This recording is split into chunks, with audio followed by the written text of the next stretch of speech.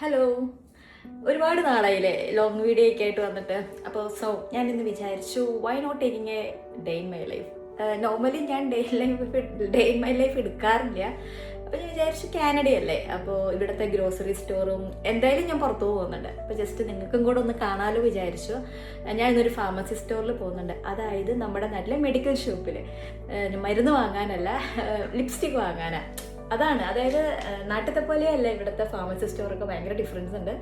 അപ്പോൾ നിങ്ങൾക്കും കാണാമല്ലോ എൻ്റെ ഒപ്പം. സോ നമുക്ക് വൈകിക്കണ്ട, ലെറ്റ്സ് സ്റ്റാർട്ട് ദ വീഡിയോ.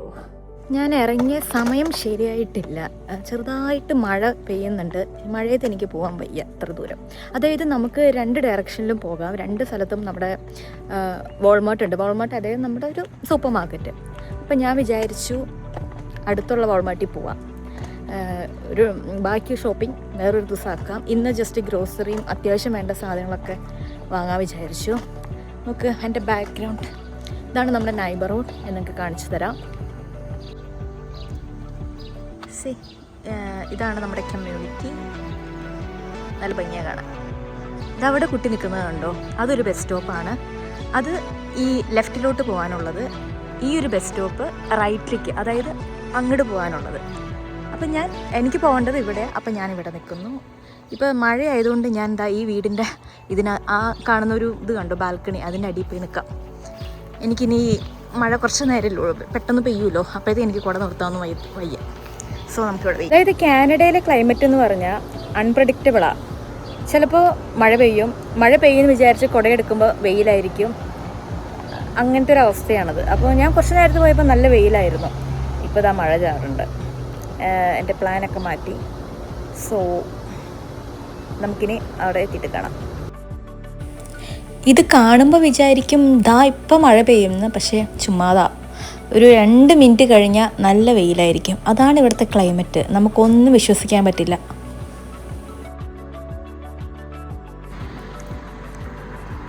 ഇവിടെ സ്പ്രിങ് കഴിഞ്ഞു, സമ്മർ സ്റ്റാർട്ട് ചെയ്തു.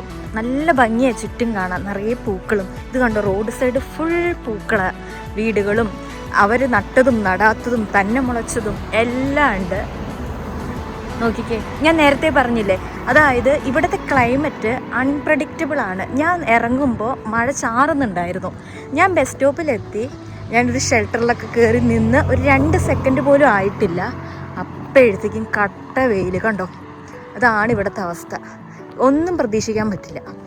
വിൻ്ററിൽ സെയിം തന്നെയാണ്. അതായത് ചിലപ്പോൾ മഞ്ഞ് പെയ്യും, ജാക്കറ്റൊക്കെ എടുത്ത് കഴിയുമ്പോൾ മഞ്ഞുണ്ടാവത്തില്ല. അയ്യോ, അപ്പോൾ നോക്കിക്കേ, നല്ല ഭംഗിയില്ലേ കാണാൻ. ഇവിടെയൊക്കെ എന്ത് നീറ്റാണെന്നറിയോ റോഡൊക്കെ. നമ്മൾ ഇവിടെ അങ്ങനെ മാൻഡേറ്ററി ആണ്, നമ്മൾ നീറ്റാക്കി വെക്കണം, ഗ്രാസ് കട്ട് ചെയ്തിടണം എന്നൊക്കെ മാൻഡേറ്ററി ആണ് ഇവിടെ. അപ്പോൾ ഞാനങ്ങനെ നടന്ന്, ഞാൻ തൊട്ട് മുന്നത്തെ സ്റ്റോപ്പായിരുന്നു. നോക്കുമ്പോൾ ഒരു 4 മിനിറ്റ് ഉണ്ട് ബസ് വരാൻ. അപ്പോൾ കുറച്ചും കൂടെ ഫ്രണ്ടിൽ പോയി നിൽക്കാൻ വിചാരിച്ചു. അപ്പോൾ വീഡിയോ എടുക്കാം, നടക്കുകയും ചെയ്യാം, എല്ലാം ചെയ്യാം. ഇവിടെ വന്നേ പിന്നെയാണ് ഇങ്ങനെ ഗ്രോസറി ഷോപ്പിങ്ങിനൊക്കെ ഒറ്റയ്ക്ക് പോകാൻ തുടങ്ങിയത്. അതായത് പോകേണ്ട ആവശ്യം വന്നിട്ടില്ലല്ലോ. നോക്കിക്ക് പോകണ്ടോ എൻ്റെ സൈഡിൽ. അപ്പോൾ ഇവിടെ വന്നേ പിന്നെയാണ്. അതെല്ലാവരും അങ്ങനെ തന്നെ. നമുക്ക് ബസ് സ്റ്റോപ്പ് മാറിയോ? ഇല്ല, ബസ് നൈസായിട്ട് വന്നു. ഞാൻ ബസ് സ്റ്റോപ്പ് എത്തിയിട്ടുമില്ല, ഞാൻ ജസ്റ്റ് ഓടി എടുക്കട്ടെ.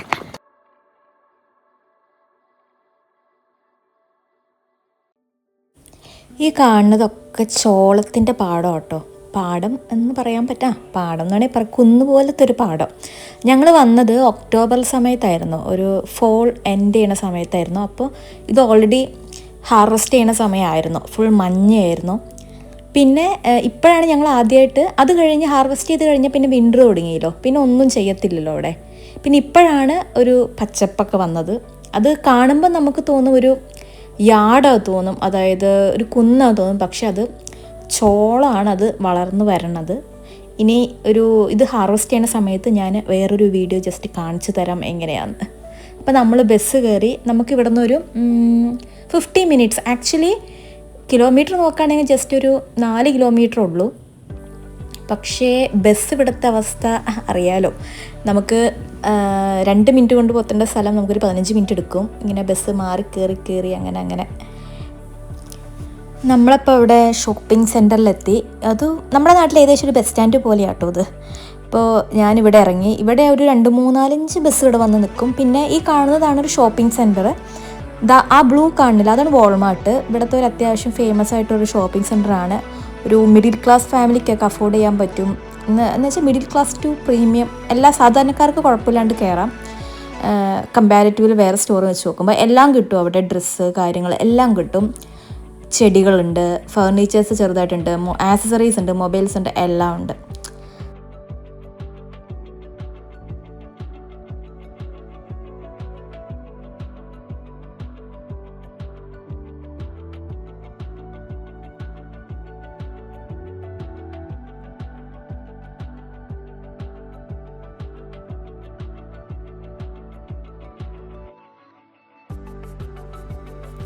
ഈ വക കാര്യങ്ങൾ, അതായത് ഈ കുഷ്യൻസൊക്കെ കാണാൻ നല്ല ക്യൂട്ടാണ്, പക്ഷേ അത്യാവശ്യം നല്ല റേറ്റ് ഉണ്ട്. അതൊന്നും അങ്ങനെ വാങ്ങാറില്ല. നമ്മൾ കൂടുതൽ ഇവിടുന്ന് ഗ്രോസറീസ്, അതായത് വെജിറ്റബിൾസൊക്കെയാണ് വാങ്ങാറ്. വെജിറ്റബിൾസാണ് മെയിനായിട്ട് വാങ്ങാറ്. പിന്നെ ബ്രെഡും കാര്യങ്ങളൊക്കെ. നമ്മുടെ അരിയും കാര്യങ്ങളൊക്കെ നമ്മുടെ കേരള സ്റ്റോറിൽ നിന്ന് തന്നെ വാങ്ങാം. നമ്മുടെ മട്ടരി ഇവിടെ കിട്ടത്തില്ല. ഇവിടെ ബസ്മതി അരിയൊക്കെ കിട്ടുക. പിന്നെ നമ്മുടെ ഈ ഷാമ്പൂ, ലോഷൻ, ബോഡി വാഷ് അതൊക്കെ ഇവിടെ തന്നെ വാങ്ങാം. അതും കമ്പാരറ്റീവ്ലി നോർമൽ പ്രൈസാണ്. എനിക്ക് കുറച്ച് പ്രൈസ് കൂടിയിട്ട് തോന്നിയേക്കണത് ഈ പറഞ്ഞ പോലെ ഹോം ഡെക്കോഴ്സിനൊക്കെ അത്യാവശ്യം എനിക്ക് റേറ്റ് കൂടിയുണ്ട്. അതായത് ആ കുഷ്യനൊക്കെ അത്യാവശ്യം ഒരു $20-25 വരുന്നുണ്ട്. $25 കുഷ്യൻ നമുക്ക് ആവശ്യമില്ല. പിന്നെ ഇവിടുത്തെ ഒരു ഏരിയ, ഫാർമസി പറയണത് വലിയൊരു ഏരിയ ആണത്. ഇവിടെ നിന്നല്ല, ഓൾമോസ്റ്റ് എല്ലാ വാൾമാർട്ടിലെയും ഒരു സെഷൻ തന്നെ അങ്ങനെയാണ്. പിന്നെ അതേപോലെ തന്നെ നമുക്ക് ഗാഡ്ജറ്റ്സ് കിട്ടും, ഫോണും കാര്യങ്ങളും. പക്ഷെ ഒരുപാട് സെലക്ഷൻസ് ഒന്നും ഉണ്ടാവില്ല. അതായത് മോഡൽസും നമുക്ക് അവിടെ ഉള്ളത് എനിക്ക് തോന്നുന്നു അവരോട് പറഞ്ഞാൽ മതി തോന്നുന്നു. പിന്നെ ഈ കാര്യങ്ങളൊക്കെ, ലൈറ്റ്സും കാര്യങ്ങളൊക്കെ അത്യാവശ്യം നല്ല റേറ്റാണ് ഞാൻ നോക്കിയപ്പോൾ. പിന്നെ ഡ്രസ്സ്, അത് പറയാണ്ടിരിക്കാൻ വയ്യ. നമ്മൾ വേറെ ഷോപ്പിൽ വേറൊരു ഔട്ട്ലെറ്റിൽ പോയി, ഡ്രസ്സിൻ്റെ ഔട്ട്ലെറ്റിൽ പോകുന്ന ആ ഒരു റേറ്റാണ് ഇവിടെ. നല്ല റേറ്റ് ഉണ്ട് അത്യാവശ്യം ഡ്രസ്സിന്. വാങ്ങുന്നവരുണ്ട്, പക്ഷെ ഞങ്ങൾ പ്രിഫർ ചെയ്യാറില്ല ഡ്രസ്സ്. നമ്മൾ വേറെ ഏതെങ്കിലും ഷോപ്പിലേ വാങ്ങാറുള്ളൂ. പിന്നെ പക്ഷേ ഇങ്ങനെ കണ്ടിരിക്കാൻ രസമാണ്. ഇങ്ങനെ അത്യാവശ്യം ഒരു വലിയൊരു ഹോളാണത്. അത്യാവശ്യം ഇങ്ങനെ ചുമ്മാ നമുക്കിങ്ങനെ ട്രോളി എടുത്തിട്ട് കറങ്ങി നടക്കാം. കുറച്ച് നേരം കളയാനൊക്കെ അടിപൊളിയാണത്.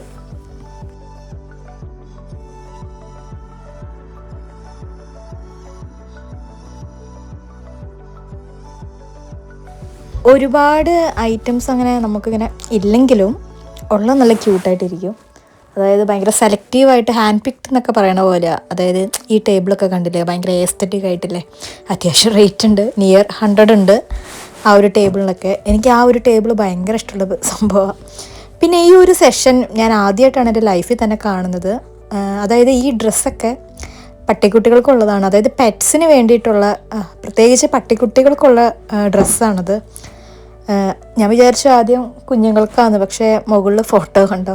ഈ ഒരു സെഷൻ തന്നെ പെറ്റ്സിന് വേണ്ടിയിട്ടുള്ളതാണ്. മേ ബി പെറ്റ്സായിട്ട് ഞാൻ അത്ര വലിയ കണക്റ്റഡ് അല്ലാത്തതുകൊണ്ടായിരിക്കും ഞാനിത് കാണാണ്ട് പോയത്. നമ്മുടെ നാട്ടിലുണ്ടെന്നൊക്കെയാണ് പറഞ്ഞത്. വിവിധ തരം കളറിലും പല പാറ്റേൺസിലും, പിന്നെ അതേപോലെ സൈസസ് കണ്ടോ, എക്സൽ തൊട്ട് എക്സ്ട്രാ സ്മോൾ തൊട്ട് എക്സൽ വരെ ഉണ്ട്. പല പല ടൈപ്പിലുണ്ട്. വിൻ്ററിൽ ഇടുന്ന ജാക്കറ്റ്സ് ഉണ്ട്. അതായത് നമുക്ക് എങ്ങനെയാണോ അതേപോലെ തന്നെ അവരുടെ ടോയ്സാണിത്. നമുക്കും വേണേൽ കളിക്കാം. അവർക്ക് വേണ്ടിയിട്ടുള്ളൊരു സെഷൻ തന്നെയാണ് ഈ ടോയ്സും കാര്യങ്ങളൊക്കെ.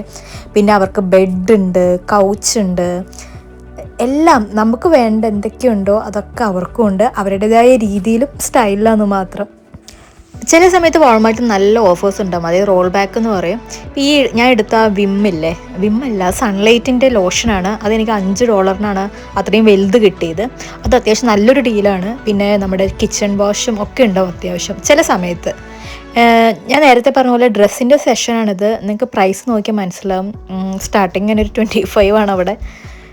അത്യാവശ്യം നല്ല റേറ്റാണ് ഡ്രസ്സിന്. ഡ്രസ്സ് പൊതുവേ ഞാൻ പ്രിഫർ ചെയ്യാറില്ല.